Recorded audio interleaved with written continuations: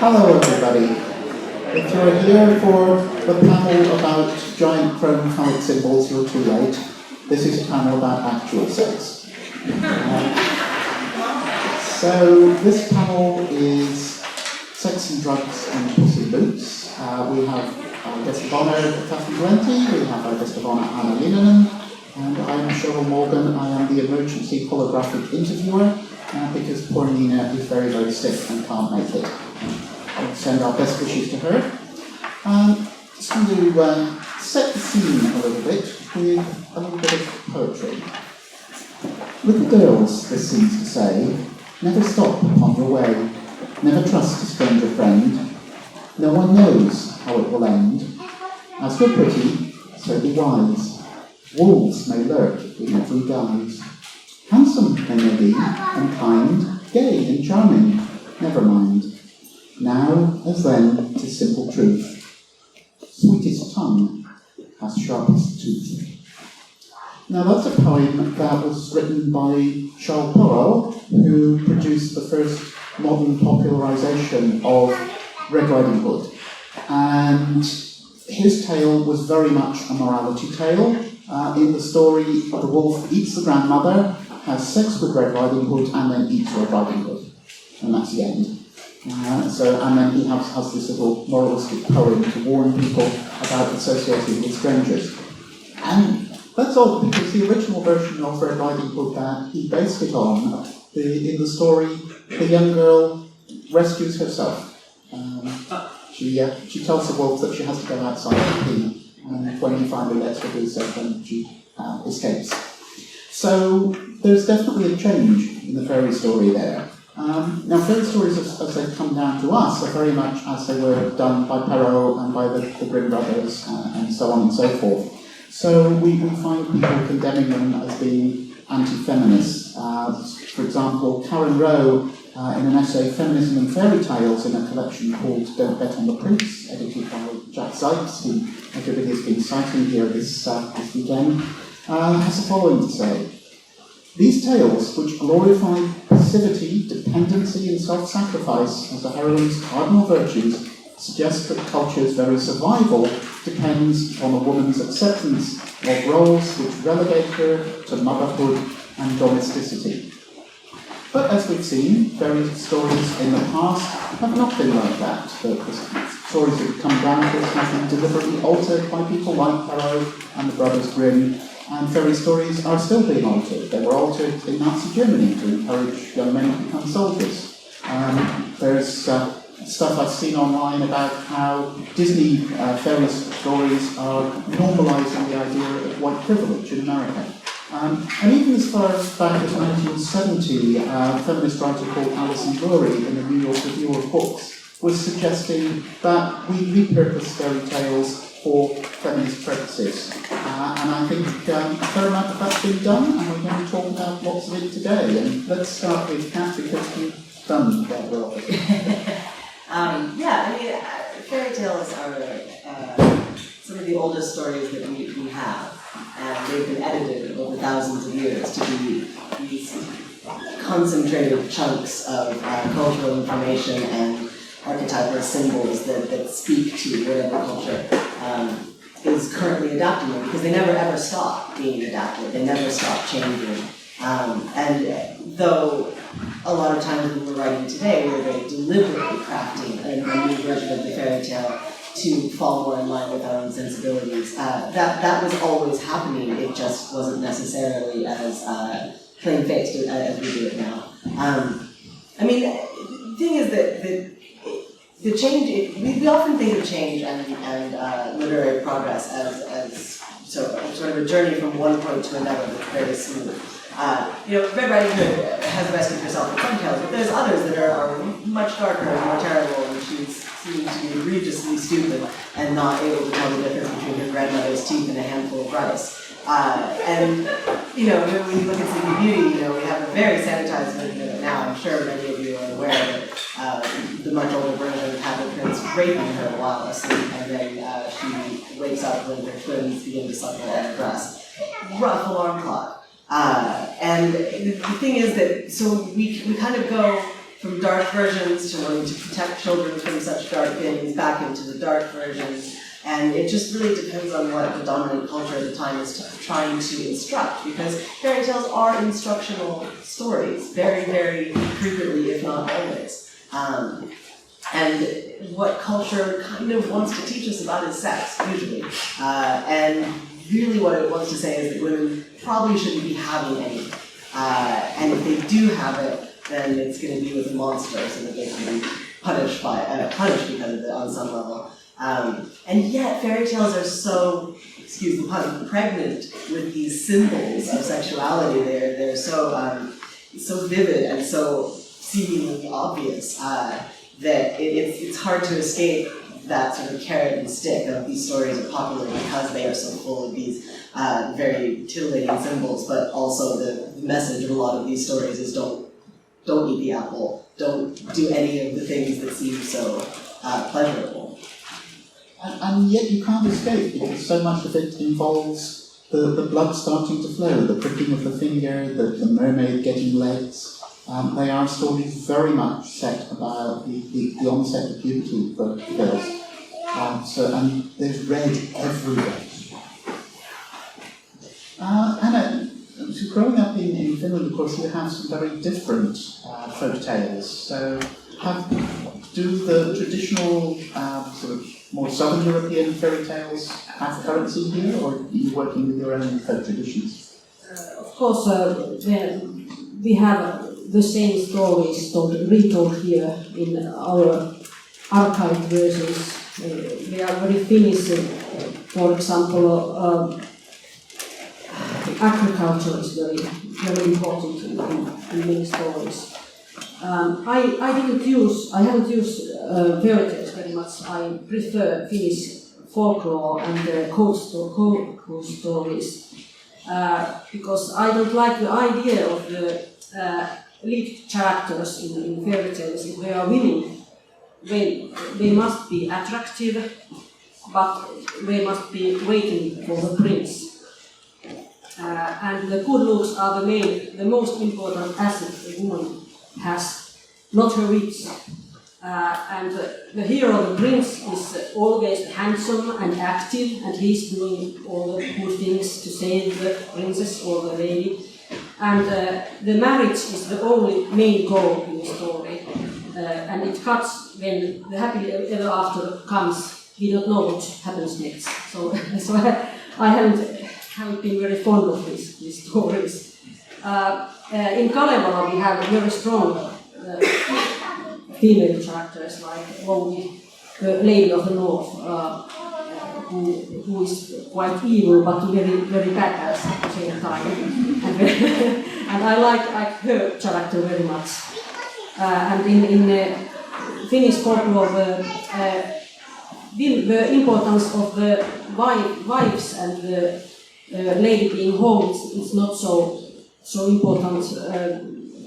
The old ladies are wise, and many stories tell about the young girls or young ladies, but not about the marriage. So, Kat, when you were doing your little interview yesterday, you were talking about Snow White being your favourite fairy story. And when you did your own version of Snow White, not only did you rewrite it, but you actually set it within your own culture, as it were, in the Western USA. So can you tell us a little bit about the thought processes? Absolutely. So Cheryl's talking about Six Gun Snow White, which is a novella that does what it says on the tin. It's a Western retelling of Snow White. And actually, I had wanted to write a Western for a while, and I had been just sort of thinking about how exactly I wanted to frame that story, because I was interested in the traditional style of Westerns and using a masculine genre to tell a more traditionally feminine story. And I thought of Snow White, and I immediately said, I'm not doing Snow White. I've written a number of Snow White short stories, and too much of my life has been Snow White. But I had a strange moment sitting on my living room couch, and I realized that there was something I hadn't said about Snow White, and I hadn't seen anyone say about Snow White. And the idea that the name Snow White, instead of being a virtue, as you were saying, describing beauty, could be a cruel insult. That if Snow White herself was not a white woman, then it would be a terrible thing that her stepmother would be calling her the one thing she could never be, Snow White. And so I ended up writing this story about a half Native American, half Crow woman, growing up with a wicked stepmother in an analog of the Hearst family's situation, and translating that fairy story into the fairy tale of American culture, because we treat that era of American history the way Europe treats its fairy tales. So much of the American psyche comes from this really rather sick idea that we are still those cowboys, that was ever a world that existed the way we were shown it in the movies, but that somehow that is still the world we live in, and we all need a gun to protect our land, and it all, like, we all just sort of think we're John Wayne in some way. It's a problem in our culture that is the fairy tale that we tell. And in the Western genre, Indian country, Indian territory is often treated the way that, like, the scary dark forest is in Western fairy tales. That it is the terrifying place where the rules don't apply. It's where the monsters come from. And of course, it's a very white way of looking at the world. But I really wanted to approach all of that in a pretty aggressive way and deal with that aspect of the American psyche while dealing with this story that it's not just me, it has resonance for a lot of people. Snow White is one of the most retold fairy tales. And, like, one of the things I always loved about Snow White is it's not like you were saying, that Snow White doesn't wait for a prince to come. Actually, the prince is kind of an afterthought in Snow White. She goes out into the forest running from the stepmother. It is a story about women. It is a story of mother-daughter relationships. And of course, it wasn't a stepmother until quite recently in the scheme of things. It was just her mother.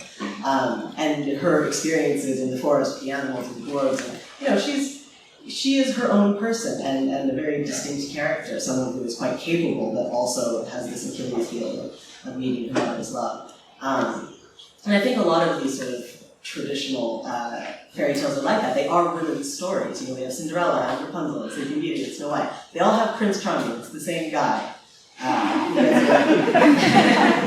But the women are very distinct characters. And I mean, part of the reason I think I've never been drawn to Cinderella is that she is that sort of passive character. She doesn't really do a whole lot except want to go to a dance.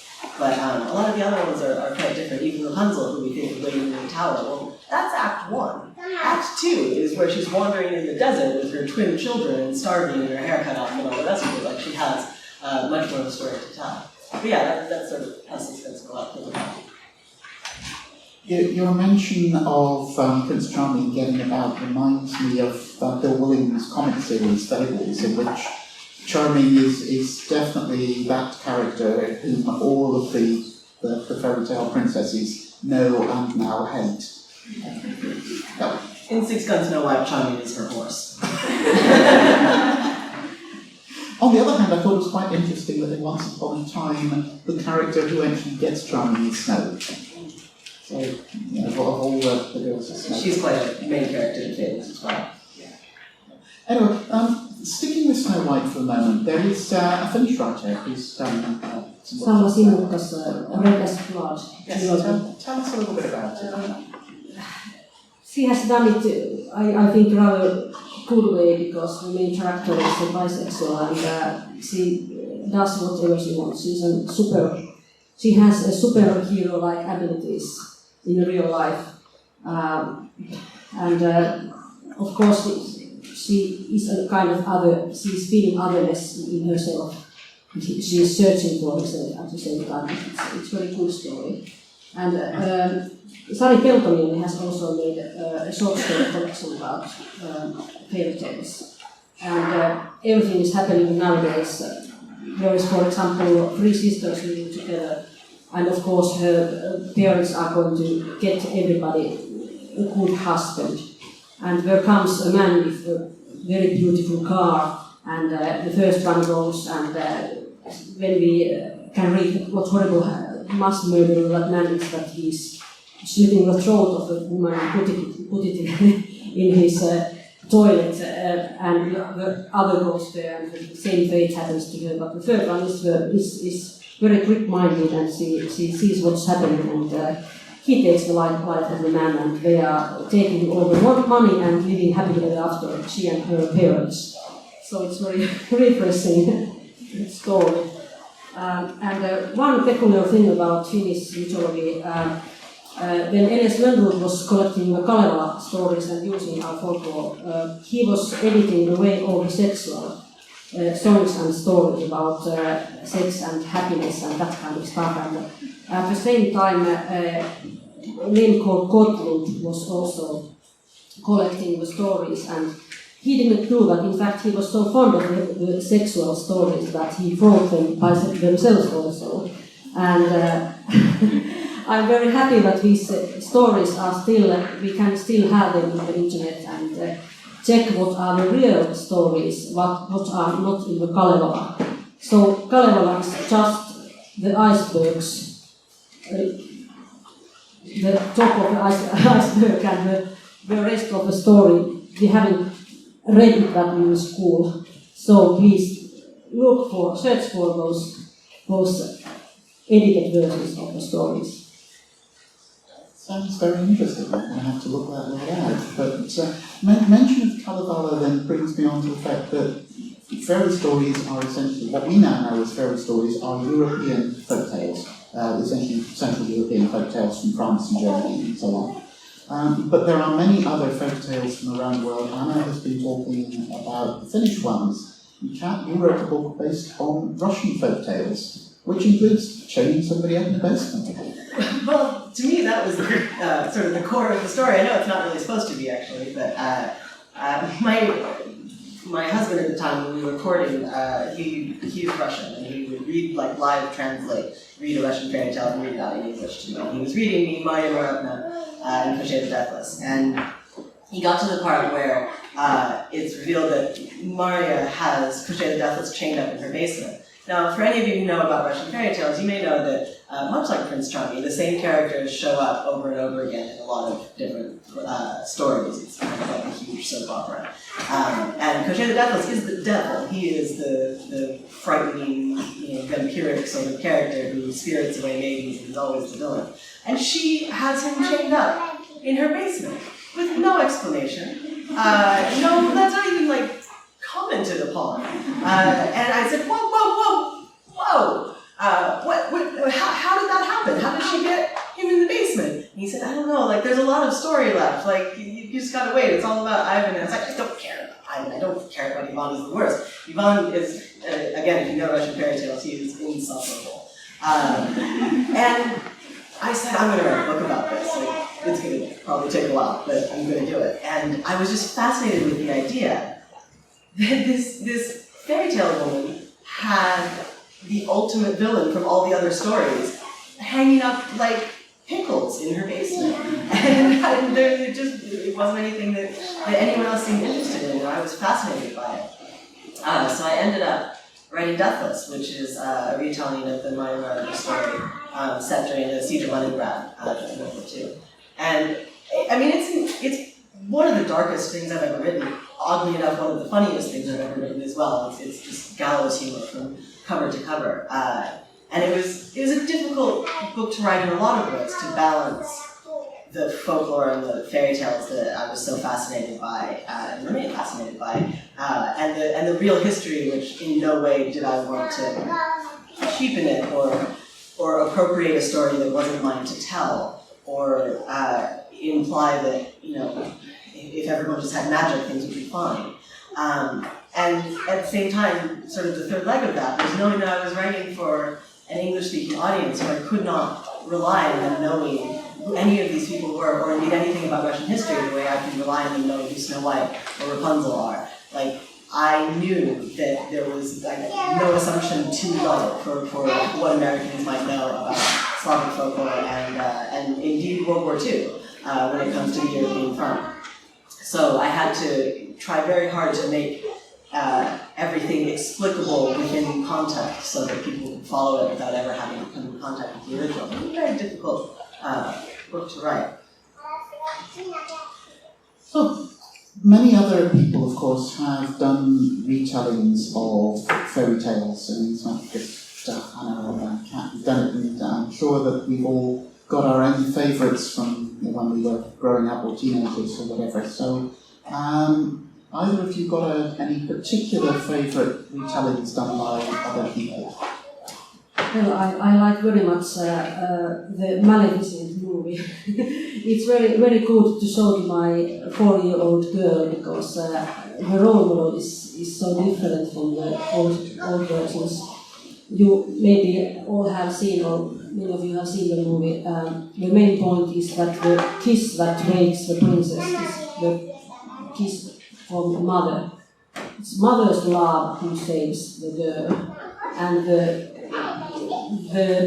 king is a dickhead, a traitor, and the prince is no-show in the story. So I think it's very good role model for my telling very important things, better things than the many Disney films. We spoke a little bit yesterday about Helen Oyeyemi, who's a British writer, who her first book came out when she was 16. She's just so ridiculously talented, it's not fair to any of the rest of us. And almost all of her stories are fairy tale retellings, but Mr. Fox is my favorite. And the thing is that a lot of people retell fairy tales, and there are certainly genre cliches retelling fairy tales, and Mr. Fox is not like any other fairy tale retelling I've ever read in my life. It just completely blew me away, and I cried at the end, and I haven't cried at the end of reading a book in really a long time. It's completely extraordinary. And the thing is that there's quite a trend of fairy tale retellings right now, and it's something that goes in and out of fashion in writing and literature. And during the 80s, there was just such a huge wave of it. And I remember so vividly reading Robin McKinley's Beauty, which in retrospect, Beauty learns to read ancient Greek in that book, and I think that probably had an influence on my learning to read ancient Greek myself. I mean, she has an infinite library of everything that has been or ever will be written, so obviously that's my kind of fairy tale. And it's not as radical a retelling as a lot of the ones that we write now, or indeed as much as Donkey Skin, which Robin McKinley wrote later. But it is such a beautiful expansion of the story, focusing so much more on Beauty as a person than on the beast or on sort of the situation that she's in. And I think that it struck me as more true than the original stories that I read. I suspect that one of the reasons why Helen Oyeyemi is so interesting in terms of retelling is that her family is Nigerian, so she probably brings up all different... retells Western fairy tales, so it's a very unique...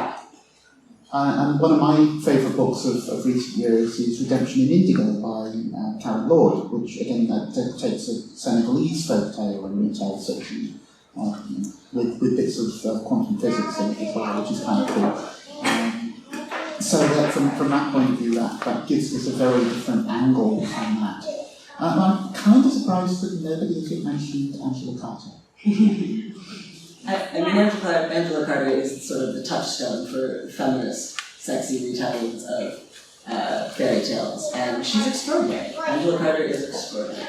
And she loves Red Riding Hood like nobody else. We all have our obsessions with writers, and for Angela Carter, it was clearly Red Riding Hood. She has a number of different versions of it. Completely brilliant, and it's hard not to go back and find root in her because she really revolutionized it. Anne Sexton was just before that, and she's a poet, and she did a bunch of her transformations, which each poem is a retelling of a different fairy tale. But I mean, I say that, and it doesn't really communicate how elegant and thoughtful they are. They're not even really retellings, they are sort of confessional poems from the point of view of some character from the story. The one that I recall the most is the Rapunzel one, which it becomes this poem of incredible longing between an older lesbian and a younger straight woman that will never love her back. And even that sounds sort of cheesy, but if anyone's read a poem by Anne Sexton, she has never met cheese. She's allergic to cheese. She is just such an extraordinary artist. And I mean, Transformation actually has some of the lines that she became most known for. I like very much Ellen Kushner's Thomas the Rhymer. In fact, I was in the tähtifantasia jury, and the book won the prize. It was so good. Yeah, I'm very fond of that book as well, because that's a Celtic folk tale rather than And the man entering the fairy land and the fairy queen was very, very good. and his girlfriend has to rescue him. Which brings to mind Tamlin by Pamela Dean for me. I read that book when I was 9, inappropriate for a 9-year-old. And it's such an amazing modernization of the fairy tale. I don't actually think I knew who Tamlin was when I first read it, so that was the first Tamlin I ever read. And it's, again, a bunch of classicists actually, at a liberal arts college, and the sort of tenure-track professors of these kind of fairyland guardians, and it's just wonderful. We've had a couple of mentions. Anna mentioned a bisexual Snow White, and there was mention of lesbian characters in one of Anne Sexton's poems. Fairy tales, as they have come down to us, are deeply heteronormative. They're very much about the guy getting the girl and so on and so forth. There's the obvious counterexample of Melinda Lowe's Ash, which is a lesbian retelling of Cinderella. Anybody got any other ideas, or is this an area that perhaps we need to explore a little bit? I will say, though fairy tales are deeply heteronormative, they are not heterosexual.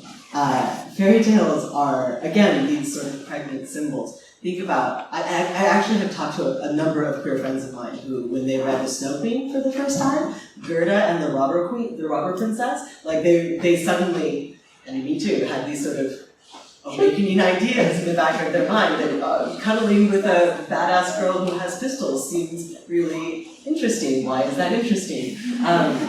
And there's so many, these are stories about women relating to each other, and I feel like there's actually an incredible amount of lesbian subtext even in these classically told stories. Not all of them, obviously, but there are a number that do have that, and I think that's been a very fruitful place for retellings to happen. I know that I have many times. I was thinking about Andrzej Sapkowski's Witcher books.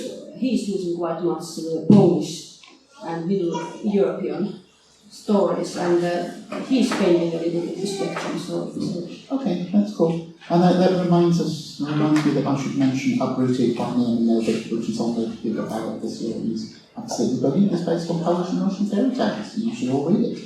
I'm going to usurp my moderator's privilege here a little bit and tell you a story while we're on the subject of queer fairy tales. A few years ago in the UK, there was a reality TV show called My Transsexual Summer, which it was essentially Big Brother for trans people. They took a bunch of young trans people, put them in a house together, and had them tell the stories of their lives. And one of the people in there was a young trans woman called Drew, who is a brilliant makeup artist, and she was looking for work at the time. She just started transitioning, and she tried to get a job in a bridal shop because she loves clothes as well. And the boss of the bridal shop told her that she couldn't work there because a bridal shop was all about the fairy tale happy ending of a young girl's life, that this was very much a fairy tale thing, and there were no fairy tale stories about trans women. And I cried buckets over that, and ever since I've wanted to do an anthology of fairy tales of trans people. One of these days I will actually get it done. I mean, I think that's such an ironically tragic thing to say, because I'm not trying to speak for trans people at all, but I think that there is so much in fairy tales that speaks to the trans experience. These are stories where extraordinary transformations can happen, where shapeshifters and all kinds of spaces for that kind of thing to take place occur, and I think that he's never read a fairy tale, if that's what you think. My favourite fairy tale growing up, of course, was Cinderella, because I wanted that magical transformation. Well, and there's a number of characters, if we extend it to folklore mythology a little bit. Coyote in Native American folklore occurs in many, many tribe stories. And I say he, but the fact is that Coyote has no gender and can change gender at will. And Coyote's not the only one, by far. I have here one fairy tale. I understood that this is typical Finnish and really Finnish fairy tale. The name is The Wife Who Talks Too Much. The man found a treasure, but his wife is very eager to tell everybody of it.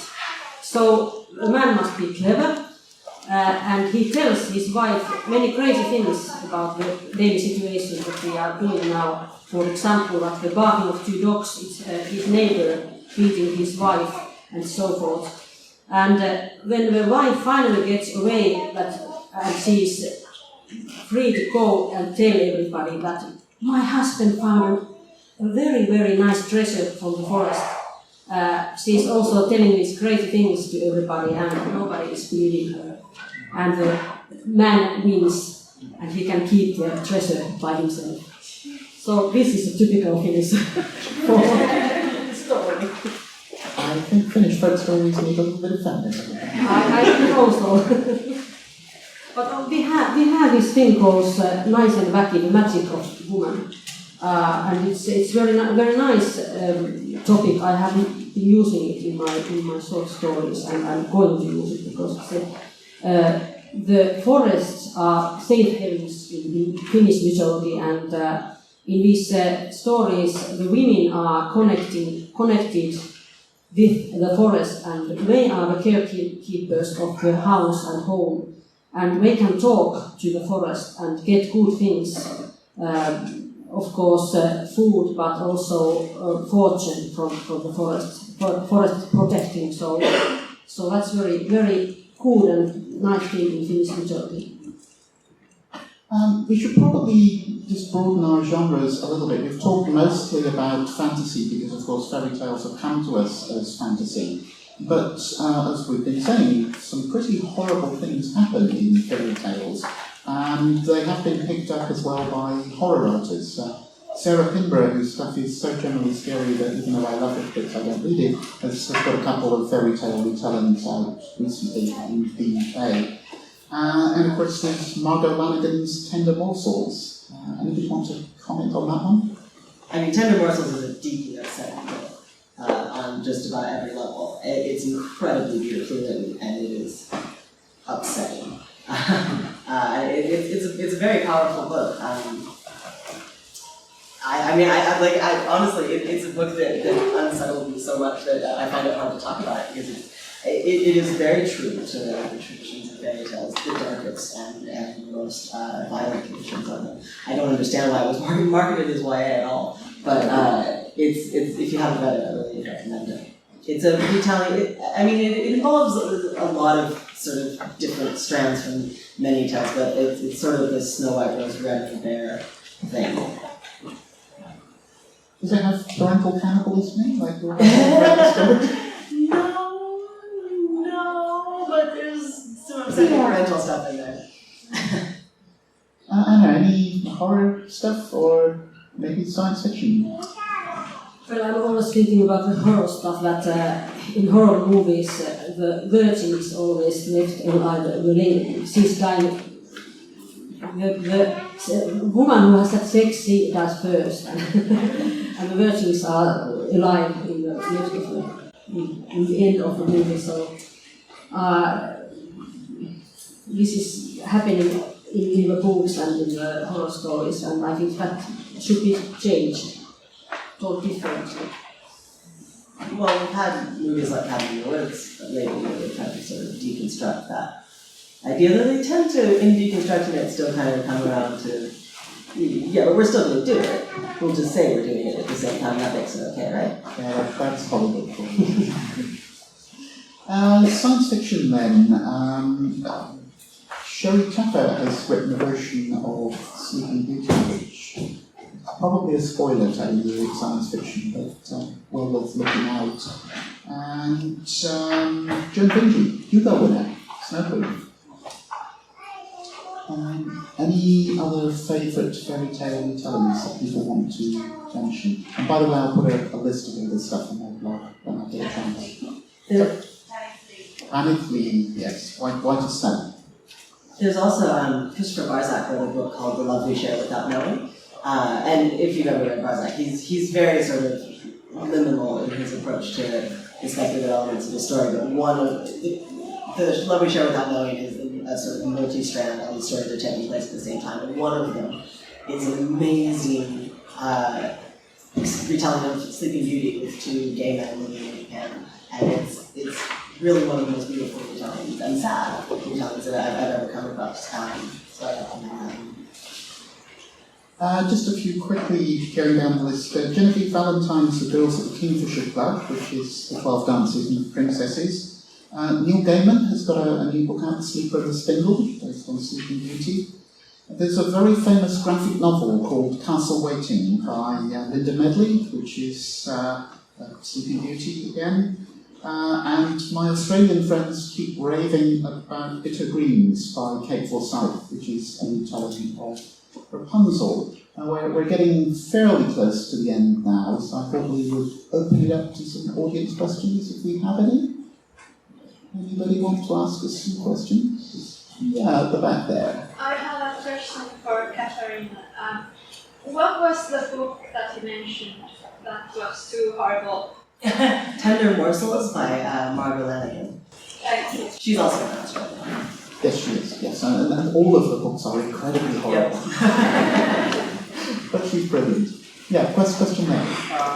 You talked briefly about how fairy tales have been changed, like fairy writing who originally getting away from the grandma's house. And I was thinking, are there any other prominent examples that you could give us? Because I found this really interesting. So I think the question is, are there any recommendations for early versions of fairy tales? That differ greatly from the versions of your... Yeah.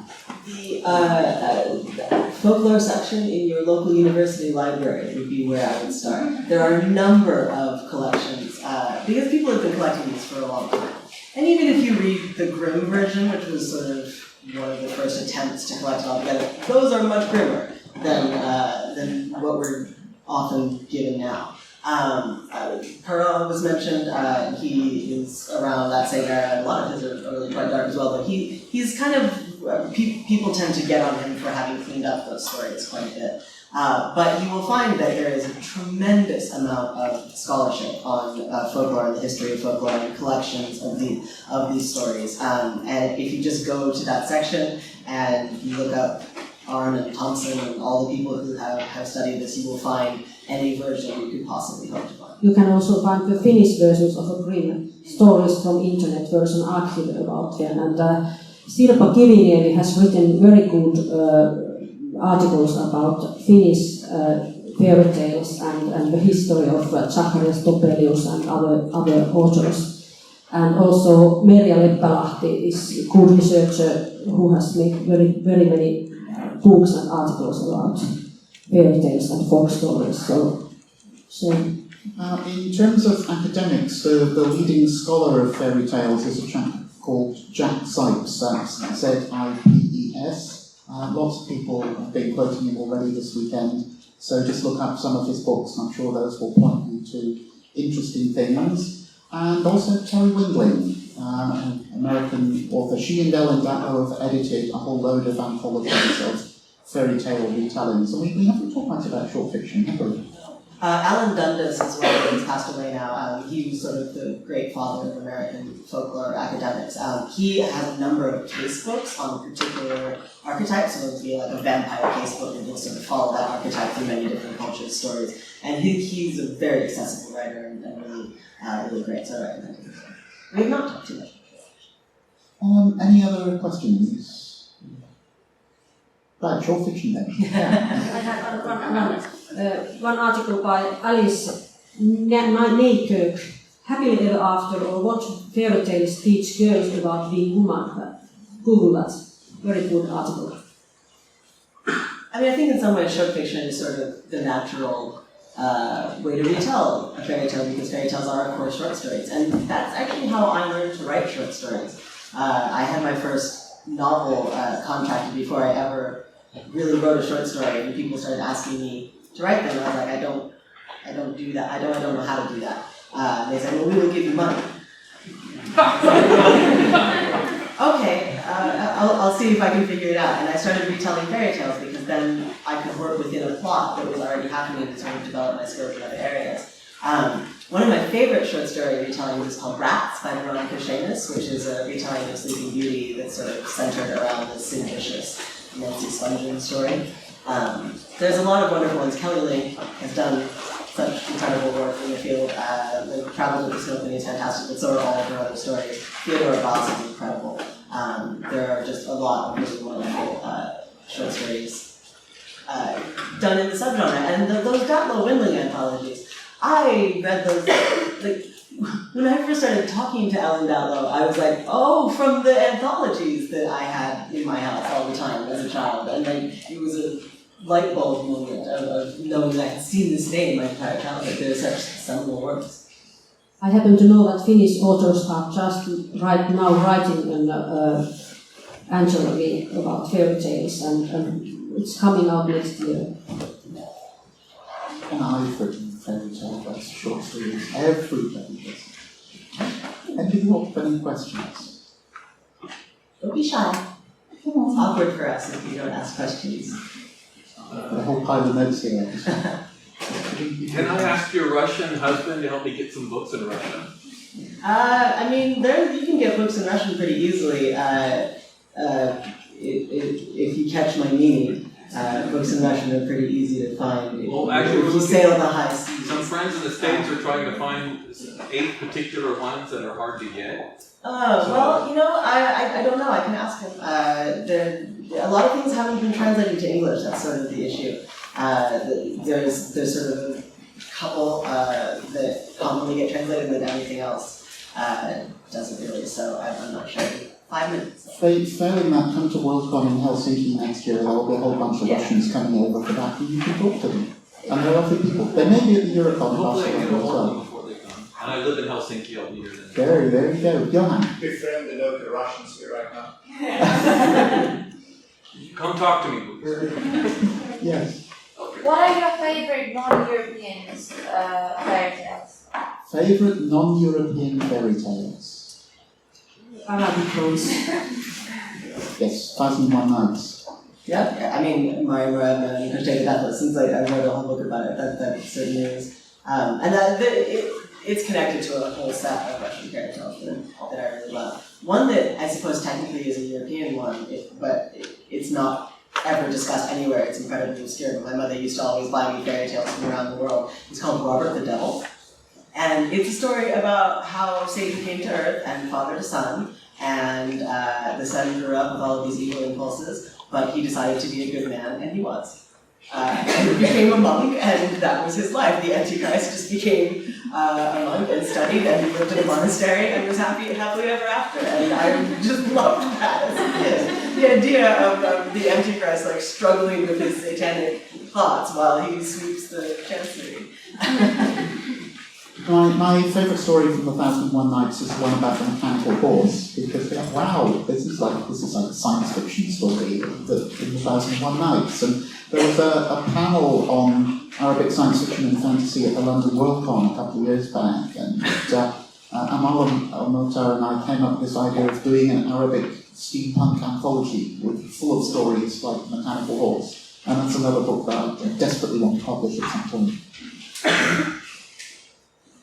Any questions? Yes. I just have a question, just a suggestion. There's this TV series right now called Clever Man, which is Australian. Yes. And I'm not sure if they can necessarily count as fairy tales, but definitely folk tales from Aboriginal culture.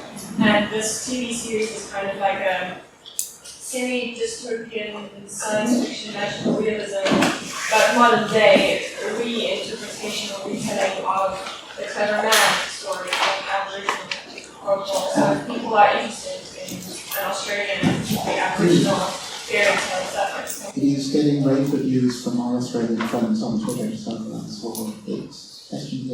I don't have so much questions, comments. I remember from my childhood, fairy tale book, and I remember the story about Red Riding Hood, and I think that was the epitome of watering them down, because I remember that the wolf did not eat anybody because he was just lonely and it was like this all the, all the bad things that happened to water down versions didn't happen because, and I think that was sometime in the late 70s, it was Finnish version. So Very Finnish indeed. Yes. Sad. Definitely could be. Yeah, I think just kind of like a fairy tales are just very, very discrete stories, like pure alcohol as a drink story. Because think about the characters normally don't even have names. Okay, the Red Riding Hood has a name and the Silver has a name, but it's just a prince. And it's just a hunt, and it's just a wolf. And they have no other role, and there's no motivations whatsoever. It's just a distillation of the stories. And then when we go to the folklore, and why we learn what I can give you credit for that he has created these personalities, but it probably wasn't originally just similar names, characters just to tell a very easy story. Well, and that's what we do now. Like we take these stories seriously and take those archetypal characters and try to give them a specific life, a specific personality, the way that we expect to encounter in stories in our culture, as opposed to what the expectations were in other cultures. And I think that's part of really the value of retelling a fairy tale, because we are those archetypes. We aren't always the same archetype, maybe not even the same twice in a day.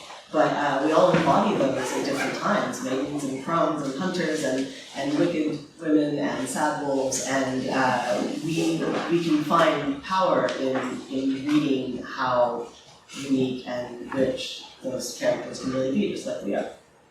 One of the things that interests me a lot about modern television is the way that superhero characters have now been around so long that they've become archetypes and people are reinventing and reusing them in different ways. So it's no longer like this is the story of Spider-Man, but this is my version of Spider-Man with a different style, it's different Superman. Though because the stories are still being told by the companies that started telling them, it's I think that we have another 50 years or so, maybe more, before they really start to become as malleable as.